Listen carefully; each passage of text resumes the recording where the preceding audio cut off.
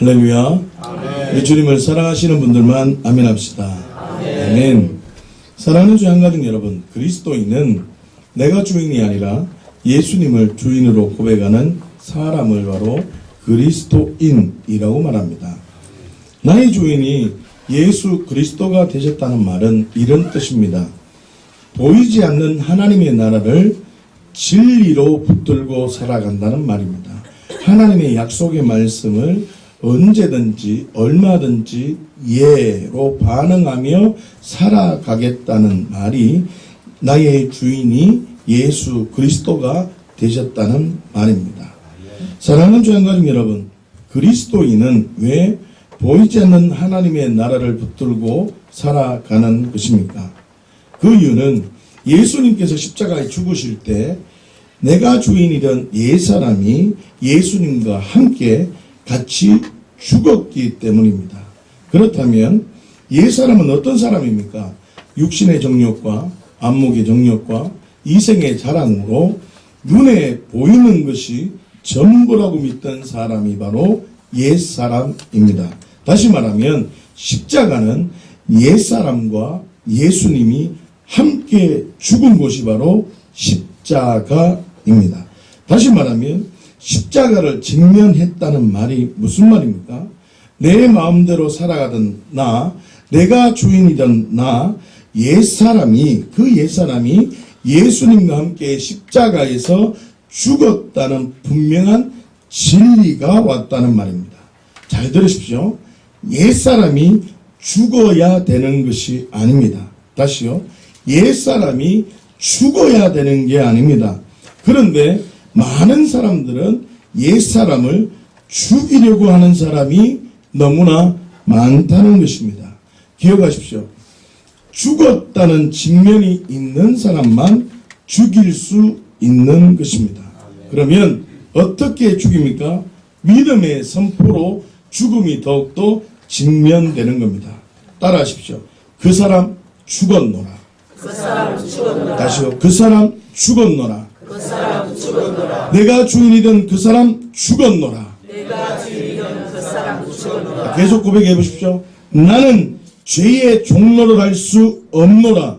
나는 죄의 종로를 할 수 없노라. 다시요. 나는 죄의 종로를 할 수 없노라. 나는 죄의 종로를 할 수 없노라. 자, 이번에 좀 깁니다. 내가 어떤 은혜를 받았는데, 내가 어디서 구원을 받았는데, 떠나가라. 시작. 내가 어떤 은혜를 받았는데, 내가 어디에서 구원을 받았는데, 떠나가라. 이렇게 설명하는 겁니다. 십자가 앞에 직면했다는 말은 이 선포가 나의 선언이 되어지는 것입니다. 그런데 옛사람을 죽이려고 하는 사람은 어떤 사람입니까? 십자가는 옛사람과 예수님이 함께 죽은 것을 믿음으로 그냥 취하면 되는 것인데, 십자가를 죄의 무게나 죄의 종류나 죄의 형태로만 반응할 뿐이지 자신이 전 존재가, 다시요, 자신의 전 존재가 죄덩어리, 죄공장, 죄장아찌임을 직면하지 못한다는 말입니다. 다시요. 옛사람을 죽이려고 하는 사람의 특징이 있습니다. 한번 들어보십시오. 십자가의 사건은 내가 주인된 죄 때문에 예수님께서 내가 되어 죽으신 자리인데, 할렐루야. 예수님께서 십자가의 죽으심을 바라본다는 말은, 예수님의 십자가가 나의 사건이 되었다는 말은 내가 주인된 죄 때문에 예수님이 내가 되어 죽으신 자리임을 직면했다는 것인데, 내가 주인되어 죄를 짓는다는 것은 놓쳐버리고 죄만을 붙들고 몸부림친다는 것입니다. 그 결과 어떤 죄에 대한 깊은 반성은 했을지 모릅니다. 내가 주인된 그 존재 앞에 직면을 하지 않고 어떤 죄만을 붙들고 살아간다면, 고민했다면 그 어떤 죄에 대한 깊은 반성과 깊은 회개는 있을지 모릅니다. 그러나 근본적인 존재의 변화가 이루어지지 않았기 때문에 말씀이 선포되어져도 내 상황에 맞을 때만 반응할 뿐이지 여전히 내가 되어서 내가 주인 되어서 내 마음대로 내 기분대로 내 감정대로 살아가는 삶을 살아간다는 것입니다. 사랑하는 주의 한가족 여러분, 기억하십시오. 십자가에 직면했다는 말은 옛사람, 내가 주인이던 사람이 죽었다는 진리가 왔다는 것입니다. 여러분, 십자가 앞에 직면했다는 말은 얼마나 울었다, 내가 얼마나 통곡을 했다, 얼마나 그것을 생각했다, 이런 수준이 아닙니다. 이런 사람은 십자가를 직면한 게 아닙니다. 십자가는 내가 주인된 죄 앞에 예수님이 죽으셨다는 그 직면을 딱 하고, 내가 주인이던 그 옛사람 이제는 죽었구나, 믿음으로 선포하는 믿음의 결단이 와야 된다는 말입니다. 이 결단이 왔을 때 뭐요? 십자가에 직면했다는 말입니다. 다시 말하면 십자가를 직면했다는 말은 내가 주인이던 옛사람, 눈에 보이던 것이 전부라고 믿던 그 옛사람이 십자가에서 예수님과 옛사람이 죽었다는 진리가 왔기 때문에 환경에 영향을 받던 나로 살아가는 것이 아니라 어떤 상황에도 누구로 살겠습니까? 예수님으로 살아가는 것입니다. 옛사람, 내가 주인이던 사람은 나의 나됨을 외적인 것으로 나의 나됨을 증명하고 만족을 누리던 자였기 때문에 그 사람이 십자가에서 예수님과 같이 죽었다는 믿음의 결단이 내려진 자는 환경에 더 이상 영향을 받을 수 없다는 말입니다. 자, 잠깐 정리를 해보십시다. 내가 주인이라는 말은 어떤 죄를 지었기 때문에 죄인이 된 것이 아닙니다. 어떤 것입니까?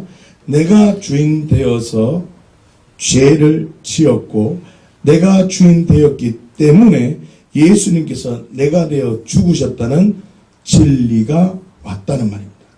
내가 죄인이라는 말. 다시요. 내가 죄인이라는 말이 뭐라는 말입니까?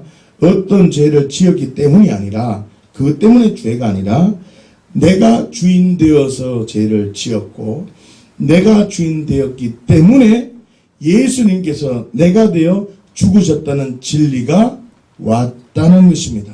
자, 그렇기 때문에 십자가는 옛사람이 죽은 자리입니다. 할렐루야. 십자가는 옛사람이 죽은 자리이기 때문에 보이지 않는 것을 위해서 살아가는 존재로 준비가 되어진 것입니다. 잘 들으십시오. 십자가는 옛사람이 죽은 자리이기 때문에 보이지 않는 것을 위해서 살아가는 존재로 준비되어졌다는 말입니다. 뭐 되어졌다고요? 준비되어진 것입니다. 다시 말하면 죄에 반응하지 못하는 몸, 다시요, 죄의 장애인이 되었다는 말입니다. 죄의 장애인이 되었다. 그렇기 때문에 예수님의 죽음이 나의 죽음이 된 사람에게는 어떤 고백이 나온다고 했습니까? 그 사람 죽었노라. 나는 죄의 종노릇 할 수 없노라. 내가 어떤 은혜를 받았는데, 내가 어디에서 구원을 받았는데 떠나가라. 이렇게 선언하며 살아가는 것입니다. 사랑하는 조양가족 여러분, 옛사람이 죽었습니다. 눈에 보이는 것이 전부라고 믿던 옛사람이 처리가 되었습니다. 할렐루야. 아멘. 다시 말하면 내가 주인이던 사람이 예수님과 함께 십자가에 죽었습니다. 십자가 앞에 직면하는 고백이 있다고 우리는 나누었습니다. 그 고백이 뭐였습니까? 그 사람 죽었노라. 나는 죄의 종노릇 할 수 없노라. 내가 어떤 은혜를 받았고 내가 어디서 구원을 받았는데 이 더러운 것아 떠나가라. 이렇게 믿음의 고백을 한다고 했습니다. 자, 그렇다면 예수님의 부활이 내 부활이 되도록 하는 그 고백 또한 있다는 말입니다. 다시요. 예수님의 부활이 나의 부활이 되도록 만드는 고백이 있다는 말입니다. 다시요. 예수님을 주인으로 고백하며 살아갈 수 있는 근본적인 힘이 되는 고백이 있다는 말입니다. 다시요. 그리스도인으로 하나님 말씀을 진리로 여기며 살아가는 그 그리스도인으로 살아갈 수 있는 근본적인 힘이 있다는 말입니다. 그 고백은 바로 하나님은 언제나 옳습니다 라는 고백입니다. 함께 같이 고백해 하십시다. 하나님은 언제나 옳습니다. 다시요. 하나님은 언제나 옳습니다. 여러분, 하나님은 언제나 옳습니다 라는 이 고백이 되어질 때 그리스도인으로 부활의 삶으로 예수님이 주인이 된 삶으로 살아갈 수 있다는 말입니다. 십자가에서 부활의 삶으로 살아가는 그 연결고리가 뭐라는 말입니까? 하나님은 언제나 옳습니다. 이 고백입니다. 여러분, 하나님은 언제나 옳다는 고백과 결단이 되어져야지만이 어떤 상황에도 내가 주인이 아니라 예수님을 주인으로 고백하며 살아갈 수 있다는 것입니다. 사랑하는 주양가님 여러분, 어떤 상황이든지 하나님은 언제나 옳다고 믿으십니까? 다시요. 어떤 상황이든지 하나님은 언제나 옳다고 믿으십니까? 여러분, 하나님은 언제나 옳다는 이 믿음이 지금 이 순간만큼이라도 예, 아멘으로 반응되어져야 됩니다. 넘어질 걸 생각하지 마시고 지금 이 순간만큼이라도 하나님은 언제나 옳습니다는 진리가 와야지 그리스도인의 능력을 경험하게 됩니다. 복음의 능력을 경험하게 됩니다. 갑자기 이런 생각이 들었습니다. 지난 주간에는 내 잘못과 내 실수가 있었을 때에 하나님은 언제나 옳습니다 라는 고백으로 자신의 잘못된 성전을 허물어버리고 주의 성전을 바라보고 주님이 원하는 성전을 세워야 된다라고 우리가 말씀을 나누었습니다. 그런데 하나님은 언제나 옳습니다. 내가 잘못했습니다. 이렇게 내가 실수했을 때, 내가 잘못했을 때는 이 고백이 쉽게 나올 수 있습니다. 그러니까 내가 잘못했을 때는. 자, 그런데 자기 잘못이 하나도 없음에도 불구하고 하나님은 언제나 옳습니다. 하나님은 언제나 옳습니다. 이렇게 고백하는 것이 쉬울까? 이런 생각을 해봤습니다. 아니, 내가 실수한 게 아무것도 없고 내가 잘못한 게 아무것도 없고 내가 죄를 지은 것이 하나도 없는데 내 삶 속에 어려움이 왔을 때 그 상황에도 하나님은 언제나 옳습니다 라고 하는 이 고백이 정말 쉬울까라고 궁금했습니다. 그런데 성경을 보니 자기 잘못이 없음에도 하나님은 언제나 옳습니다 라고 고백하는 사람이 있더라는 걸 발견했습니다. 더 나아가서 하나님은 언제나 옳습니다 라고 고백하며 반응했을 때 갑절로 복을 받는 하나님의 은혜가 있더라는 것입니다. 오늘 저와 여러분들이 오늘 말씀을 통해서 하나님은 언제나 옳습니다. 하나님은 언제나 신실합니다. 주님은 언제나 신실합니다. 이 진리 붙들어서 갑절의 복을 누리는 저와 주양교회 공동체 식구들 되시기를 예수님의 이름으로 축원합니다. 욥기 1장 1절 말씀을 보십시다. 시작. 우스 땅에 욥이라 불리는 사람이 있었는데 그 사람은 온전하고 정직하여 하나님을 경외하며 악에서 떠난 자더라. 아멘. 여러분, 욥이라는 사람을 어떻게 평가하고 있습니까? 온전하고 정직하여 하나님을 경외하며 악에서 떠난 자라고 평가하고 있습니다. 여러분, 우리는 잘 알고 있습니다. 욥에게 어떤 일이 일어났습니까? 9절 말씀을 볼까요? 시작. 사탄이 여호와께 대답하여 이르되 욥이 어찌 까닭 없이 하나님을 경외하리까? 아멘. 여러분, 사탄이 하나님께 욥이 까닭 없이 아니 욥이 이유가 있기 때문에 하나님을 경외한다고 이야기를 합니다. 그래서 10절을 보시면 주께서 그와 그의 집과 그의 모든 소유물을 울타리로 두르시고 주께서 그의 손으로 하는 바를 복되게 했기 때문에, 이렇게 했기 때문에, 우리 하나님이 욥을 이렇게 지켜줬기 때문에 욥이 온전하고 정직하여 하나님을, 여호와를 경외하는 것입니다 라고 지금 사탄이 얘기하는 겁니다. 여러분, 제가 이 말씀을 보면서 이렇게 기도했습니다. 하나님, 우리 주양교회 공동체 식구들을 주께서 그와 그의 집과 그의 모든 수요물을 울타리로 두르시고 주께서 그의 손으로 하는 바를 복되게 하여 주옵소서. 제가 요 기도를 했거든요. 여러분, 자, 그런데 보세요. 이 사단이 지금 여호와께 지금 이렇게 했기 때문에 욥이, 이유가 있기 때문에 욥이 온전하고 정직하고 하나님을 경외하는 것입니다 라고 얘기합니다. 자, 그러자 하나님께서 사탄에게 뭐라고 선언합니까? 12절을 볼까요? 시작. 여호와께서 사탄에게 이르시되 내가 그의 소유물을 다 네 손에 맡기노라. 다만 그의 몸에는 내 손을 대지 말지니라. 사탄이 곧 여호와 앞에서 물러가니라. 아멘. 여러분, 하나님께서 사탄에게 그의 소유물을 다 맡긴다고 이야기합니다. 그러나 그의 몸, 욥에게는 내 손을 대지 말라고 선언하십니다. 다시 말하면요, 그의 소유물을 다 흔들어 보아라. 그의 소유물을 다, 그의 환경을 전부 다 흔들어 보아라. 아무리 흔들지라도 욥은 언제나 온전하며 정직하며 하나님을 경외할 것이라고 선언합니다. 아멘. 여러분, 이게 그리스도인의 모습입니다. 아멘. 그리스도인은 나의 나됨을 외적인 것으로 증명하는 사람이 아닙니다. 그리스도인은 누가 주인입니까? 예수님이 주인입니다. 그렇기 때문에 환경이 아무렇다 할지라도, 어떻다 할지라도 흔들리지 않는 자, 욥이 바로 그리스도인의 모습입니다. 자, 그러자 욥에게 어떤 일이 일어납니까? 자, 본문 한번 보십시오.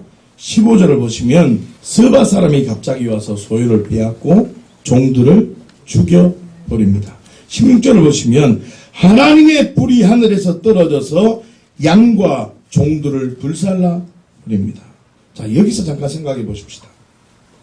여러분들에게 영분별의 은사가 있다면 이 말씀이 보일 겁니다. 하나님의 불이 하늘에서 떨어졌다는 말이 맞다고 생각하십니까?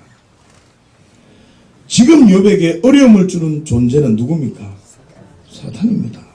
다시 말하면 보통 사람들은 하나님의 불인지 사탄의 불인지 확인할 방법이 없다는 것입니다. 여러분, 현상은 중요한 것이 아닙니다. 현상은 중요한 게 아닙니다. 기억하십시오. 불이라고 전부 하나님의 불이 아닙니다.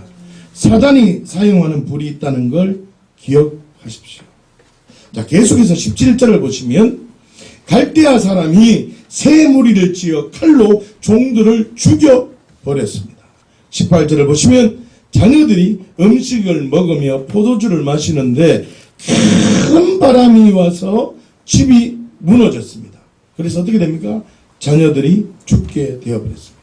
다시 말하면 욥을 제외한 모든 소유물은 빼앗깁니다. 욥과 그의 아내를 제외한 모든 소유물은 다 뺏기고 자녀들까지도 죽어버렸다는 것입니다.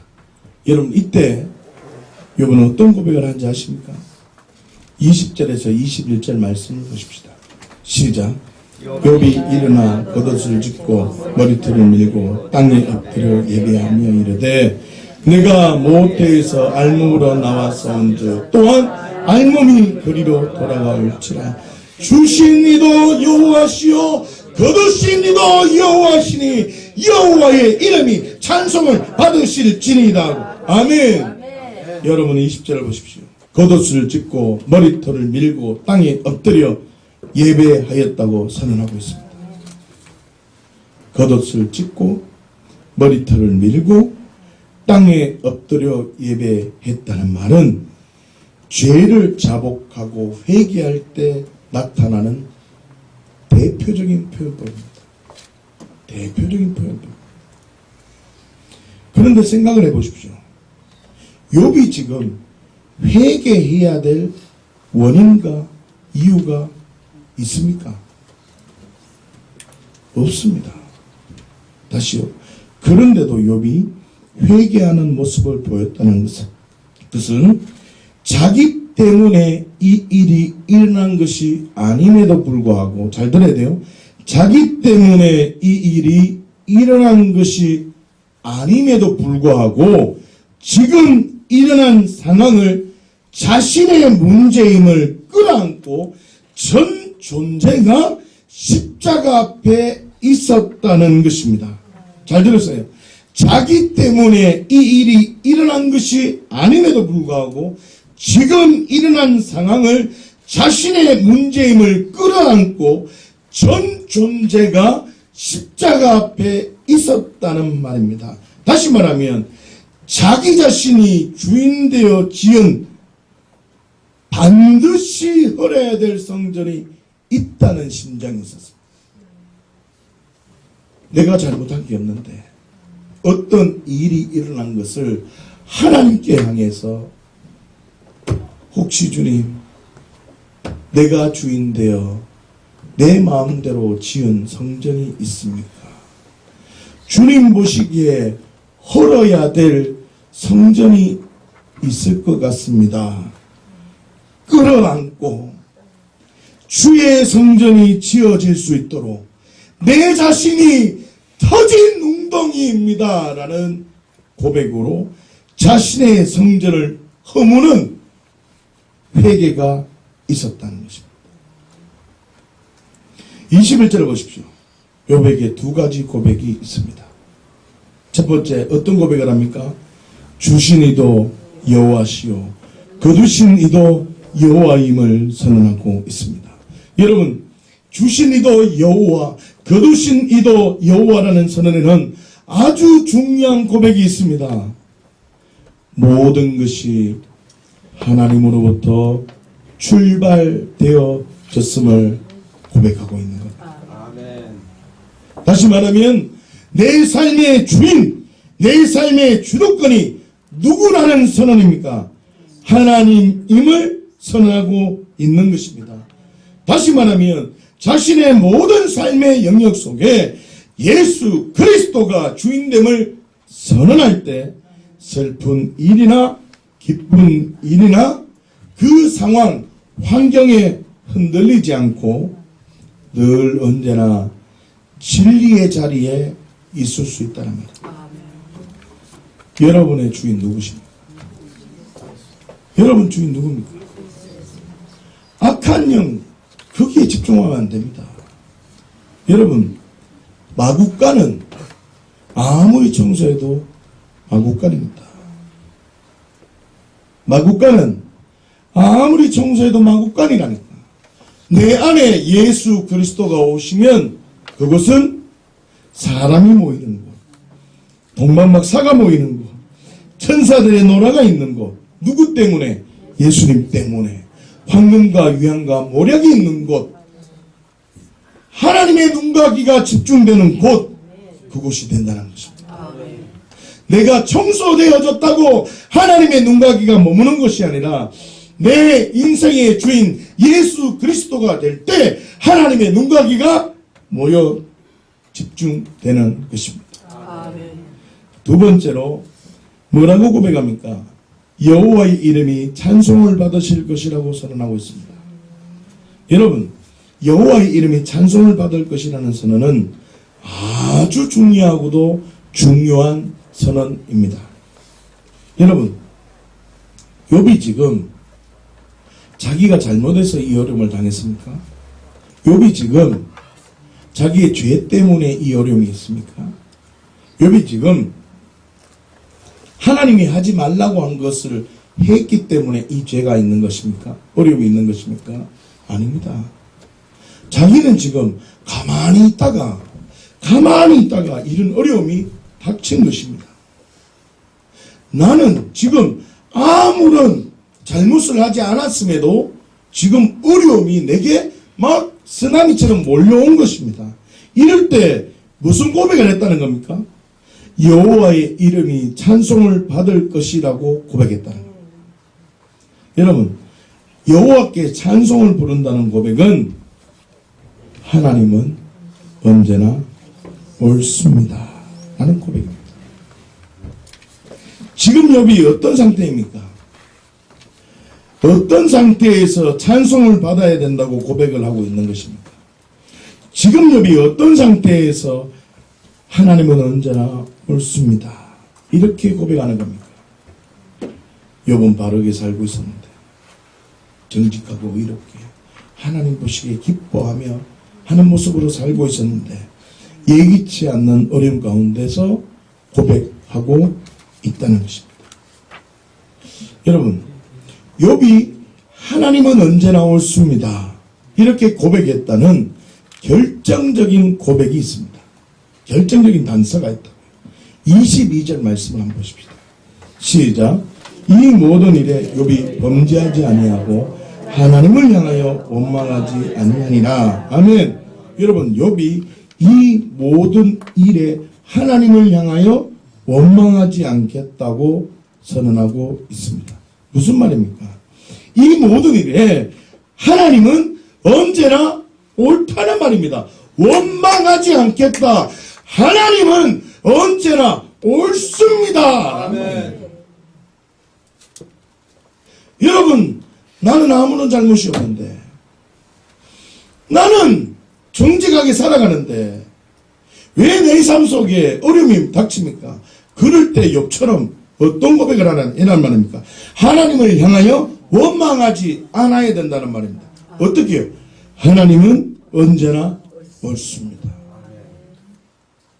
이해할 수 없는 일이 일어날지라도 하나님은 언제나 옳습니다. 나는 바르게 살고 나는 정직하게 사는데 왜 내 삶에 어려움이 있습니까? 라고 생각이 딱 들어올 때 어떻게 하라고요? 하나님은 언제나 옳습니다. 이 고백을 할 때 그리스도인으로 살아갈 수 있다는 말입니다. 범죄하지 않는다는 말입니다. 하나님은 언제나 옳습니다. 이 고백이 내 마음 깊은 곳에서 터져나올 때 내가 그리스도인으로 살아갈 수 있는 근본적인 힘이 있다는 겁니다. 여러분 잘 들어보십시오.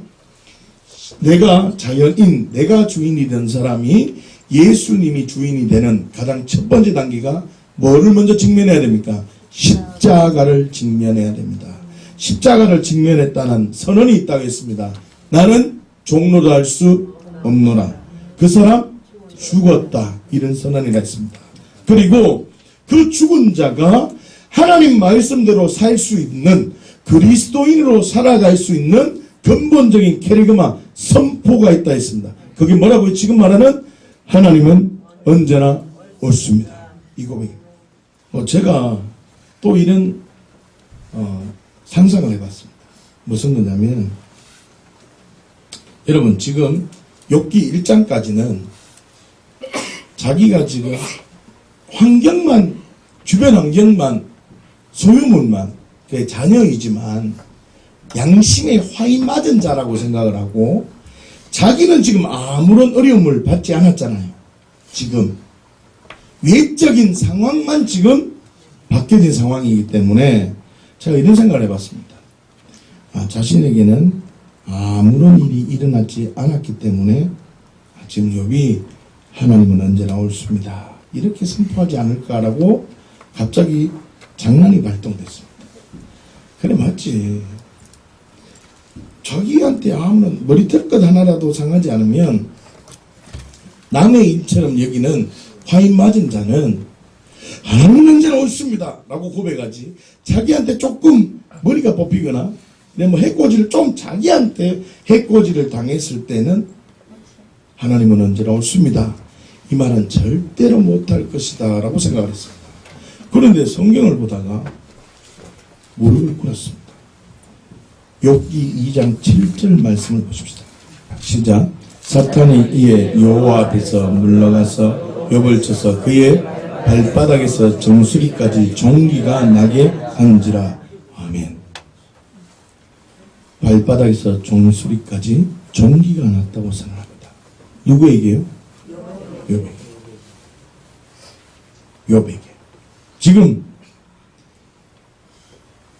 욥기 2장 전까지는 욥은 상하지 않았습니다. 그런데 지금 욥기 2장 7절부터 욥의 몸에 발바닥에서 정수리까지 종기가 나기 시작합니다. 자신은 아무런 잘못을 하지 않았습니다. 이해할 수 없는 상황이 지금 연출된 겁니다. 여러분, 저와 여러분들의 삶 속에 이런 상황 한두 번은 겪을 것입니다. 그런데 한 80%는 자기가 잘못해놓고 이런 상황을 짓는 겁니다. 제가 보기에는 80%는 자기가 잘못해놓고도 안 하고, 진짜 20%는 아무 잘못을 자기는 안 했는데 이런 상황 당하는 사람이 많습니다. 제가 100%라고 얘기하고 싶은데 그냥 20% 쳐주는 겁니다. 할렐루야. 여러분 100%입니다. 여러분 잘못한 게 전부 다 100%입니다. 근데 제가 너그럽게 20% 양보한 겁니다. 자, 보십시오. 그건 중요하지 않습니다. 잘 들어보세요. 이해할 수 없는 상황 속에서 욥이 어떻게 고백하고 있느냐가 중요합니다. 10절 말씀 한번 볼까요? 시작. 그가 이르되 그대의 말이 한 어리석은 여자의 말 같도다. 우리가 하나님께 복을 받았은즉 화도 받지 아니하겠느냐 하고 이 모든 일에 욥이 입술로 범죄하지 아니하니라. 아멘. 여러분, 지금 욥이 지금 발바닥에서 정수리까지 종기가 다 난 상황입니다. 자기 자신은 아무런 잘못을 하지 않은 상황인데 지금 욥이 뭐라고 고백하고 있습니까? 우리가 하나님께 복을 받았은즉 화도 받지 아니하겠느냐라고 고백하고 있다는 것입니다. 생각해 보십시오. 욥은 지금 자신의 잘못으로 자신의 몸이 견딜 수 없는 상황 속에 있는 것이 아닙니다. 이해할 수 없는 상황이지만 하나님은 하나님을 원망하거나 입술로도 범죄하지 않았다는 것입니다. 다시 말하면 욥은 깊은 심중에서 어떤 고백을 했다는 말입니까? 하나님은 언제나 옳습니다. 하나님은 언제나 옳습니다. 이 고백을 했다는 겁니다.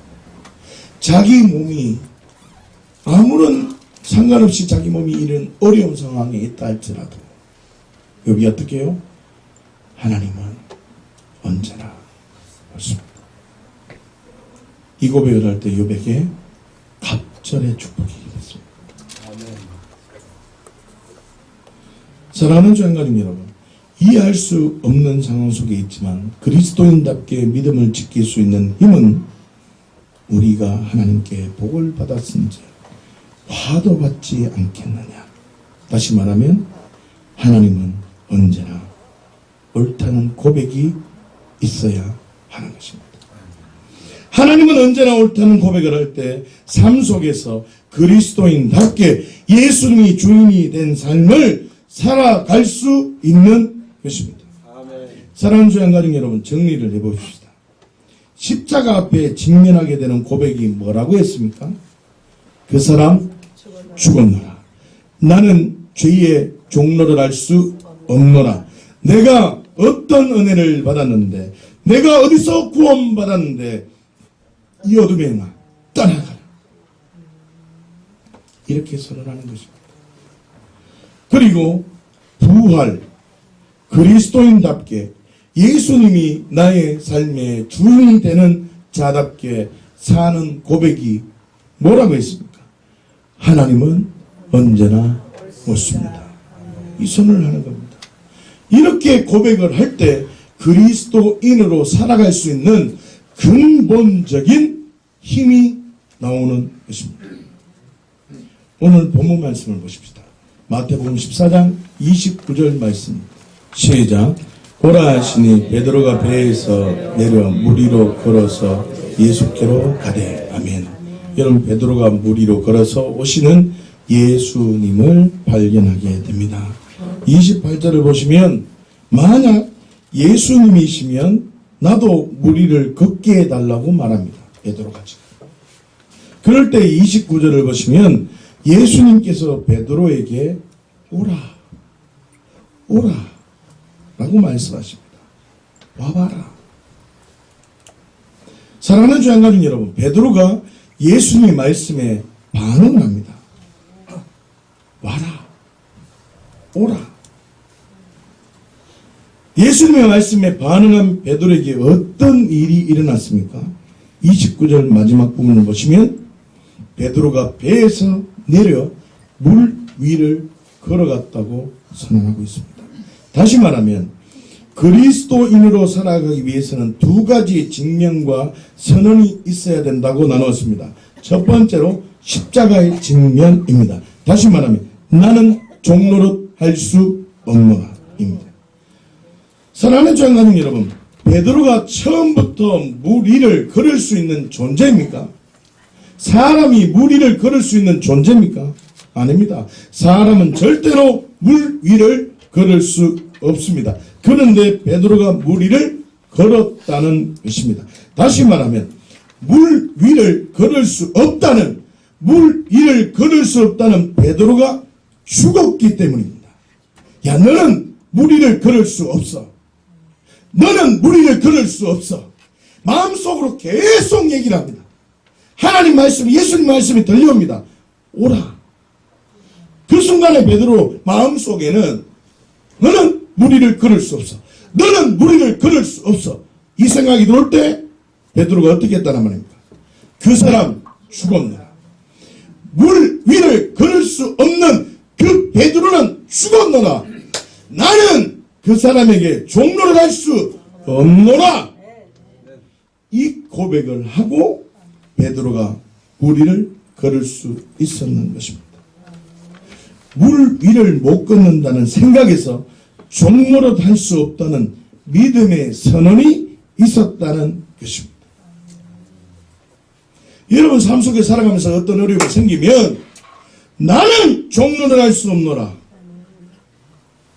내가 어떤 은혜를 받았고 내가 어디서 건짐을 받았는데 나는 그렇게 살 수 없노라. 이 믿음의 선포가 먼저 되어져야 됩니다. 삶 속에서 유혹이 오고 삶 속에서 어떤 어려움이 닥칠 때 내 마음을 흔들 때 어떻게 일할 말입니까? 너는 나를 묶을 수 없노라. 나는 너에게 종로를 할 수 없노라. 그 사람 죽었다. 이렇게 믿음의 선포가 되어져야 됩니다. 사랑하는 주양가족 여러분, 그리스도인으로 살아가기를 원하십니까? 물 위를 걸을 수 없다는 베드로가 죽은 것처럼 하나님의 말씀에 얼마든지 예가 될 수 없다는 생각. 다시요. 하나님의 말씀에 얼마든지 예가 될 수 없다는 그 생각. 그 생각 죽어노라. 죽어노라. 여러분 이 교회에 나가면 어떻게 해요? 하나님의 말씀에 반응하지 못하도록 방해하는 어둠의 세력이 오면 그 사람 죽었다. 이 잘못 찾아왔다. 그 생각이 먼저 있어야 돼요. 하나님 말씀에 반응하지 않고 내가 주인인 옛사람이 죽었다는 측면이 먼저 딱 깊은 곳에서 막 터져나와야 됩니다. 그러려면 어떤 상황이든지 입술로도 먼저 그 사람 죽었노라. 그 사람 죽었노라. 이 선포를 엄청나게 많이 해야 됩니다. 내가 주인인 옛사람이 죽었다는 선언이 무엇입니까? 나는 종로도 할 수 없노라. 신분과 존재가 바뀌어지는 선언이 뭐라고 말했습니까? 나는 종로를 할 수 없노라. 나는 종로를 할 수 없노라. 여러분들이 고백합니다. 첫 번째, 내가 주인인 옛사람이 죽었다는 선언이 무엇입니까? 나는 이러니까 나가면 버뜩버뜩 넘어지는 겁니다. 그리스도인으로 살 수가 없는 겁니다. 살 수가 없는 겁니다. 나는 종로를 할 수 없노라. 여러분, 입술로도 선포를 해야지 깊은 곳에서 터져나오는 겁니다. 여러분, 마귀는 우는 사자와 같이 우리를 덤빕니다. 지금 이 순간만이라도 하나님의 말씀에 이해가 돼야 됩니다. 할렐루야. 두 번 묻겠습니다. 믿음의 결단하며 선포해 보십시오. 내가 주인인 옛사람이 죽었다는 선언이 무엇입니까? 나는 종로를 할 수 없노라. 아시오? 신분과 존재가 바뀌어지는 선언이 무엇입니까? 나는 종로를 할 수 없노라. 여러분, 이 선포가 믿음에서 마음 굽어져서 계속 터져나와야 됩니다. 여러분, 기도는 땡깡 부리는 게 아닙니다. 여러분, 기도를 처음부터 잘못 배운 겁니다. 여러분이 갖고 있는 기도를 전부 다 내려놓아야 됩니다. 여러분, 기도는 그렇게 하는 게 아닙니다. 기도는 하나님의 하나님 되심을 높이는 겁니다. 하나님은 언제나 옳습니다. 지금 이게 욥이 지금 기도하는 겁니다. 여러분, 지금 욥이 이거 소유물 다시 주십시오. 아들 살려내십시오. 이렇게 기도합니까? 아니잖아요. 그러면 기도가 뭔지를 알아야죠. 할렐루야. 아멘. 다시 나는 종로를 할 수 없나. 이 믿음의 고백이 여러분 깊은 곳에서 터져나올 수 있도록 이 고백을 계속 선포하고 기도하시라. 아멘. 기도할 때 딴 기도하지 말고 통변도 안 되는 걸 우물우물 그러지도 말고 그냥 딱 안에서 나는 종로를 할 수 없노라. 그 사람 죽었다. 이제는 나는 하나님 말씀 언제나 오르니까 나는 그리스도인으로 살 수 있노라. 2시간이고 3시간이든 10시간이든 붙들고 나는 종로를 할 수 없노라. 피를 토하면서 기도하는 겁니다. 할렐루야. 아멘. 두 번째로 부활의 직면이 있습니다. 다시 말하면 하나님은 언제나 옳습니다라는 선언이 오늘 본문에 나타나고 있습니다. 사랑하는 주 양가족 여러분, 무엇 때문에 베드로가 무리를 걷게 된 것입니까? 하나님의 말씀, 예수님의 말씀 그대로 반응했기 때문입니다. 잘 들으셔야 됩니다. 오라는 그 말에 그냥 반응했습니다. 오라고 하는데 베드로가 금식 기도한 게 아닙니다. 오라 그런데 베드로가 지금 기도한 것도 아니라니까. 오라 그러면 그냥 갔다는 겁니다. 다시요. 오라. 베드로가 그냥 배에서 발을 내딛습니다. 이게 믿음 있는 사람입니다. 오라 그런데 기도하고 간다. 믿음이 없는 사람이라. 그런데 30절을 보십시오. 시작. 바람을 보고 무서워 빠져가는지라 소리 질러 이르되 주여 나를 구원하소서 하니, 여러분 베드로가 바람을 보고 무서워 물에 빠져버리게 되었다고 설명하고 있습니다. 여러분 무리를 걷는 베드로가 물에 빠져버렸다는 것입니다. 사랑하는 주 양가족 여러분, 예수님께서 베드로에게 오라는 그 선언으로 베드로는 물 위를 걷게 됩니다. 그러다가 바람을 보고 무서워하여 물에 빠져버리게 됩니다. 여러분 베드로가 무리를 걸을 수 있는 이유는 무엇입니까? 오직 무리를 걷고 있는 예수님의 말씀을 듣고 예수님의 말씀에만 반응했기 때문입니다. 그러나 베드로가 물속에 빠진 이유가 무엇입니까? 예수님의 말씀에 반응하는 것이 아니라 바람에 반응했기 때문입니다. 다시요. 예수님의 말씀에 반응했다는 말은 하나님의 말씀은 언제나 옳다는 진리를 붙잡았다는 의미와 같은 것입니다. 그리고 물속에 빠졌다는 말, 바람에 반응했다는 말은 하나님의 말씀은 언제나 옳다는 진리를 놓쳐버렸다는 것과 같은 의미입니다. 사랑하는 장가족 여러분, 하나님의 말씀은 언제든지 옳다고 믿는 자에게는 베드로와 같이 무리를 걷게 되는 은혜, 능력을 경험하게 됩니다. 아멘. 주양교회 공동체 식구들이 이 은혜가 경험되기를 예수님 이름으로 축원합니다. 다시 말하면 그리스도인으로 살아갈 수 있는 근본적인 선포는 하나님은 언제나 옳습니다. 이 고백이 있을 때 말씀대로 예수가 주가 되는 삶으로 살 수 있는 것입니다. 그러나 대부분의 그리스도인들이 세상에 빠져버리는 경우가 많습니다. 그 이유는 하나님은 언제나 옳습니다 라고 하는 그 고백을 하다가 바람을 보기 때문에 빠져버리는 것입니다. 지금 이 순간만이라도 바람이 보이는 그 순간에 지금 이 순간만 이 고백을 하며 하나님은 언제나 옳습니다 라는 고백이 계속 터져 나와야 됩니다. 그러려면 어떻게 해야 될까요? 나의 기도가 하나님은 언제나 옳습니다는 고백이 계속 되어져야 됩니다. 하나님은 언제나 옳습니다는 고백을 기도하며 계속 해야 된다는 겁니다. 사랑하는 주양가족 여러분, 그리스도인으로 삶을 살아가는 능력은 두 가지 선포가 직면되어져야 됩니다.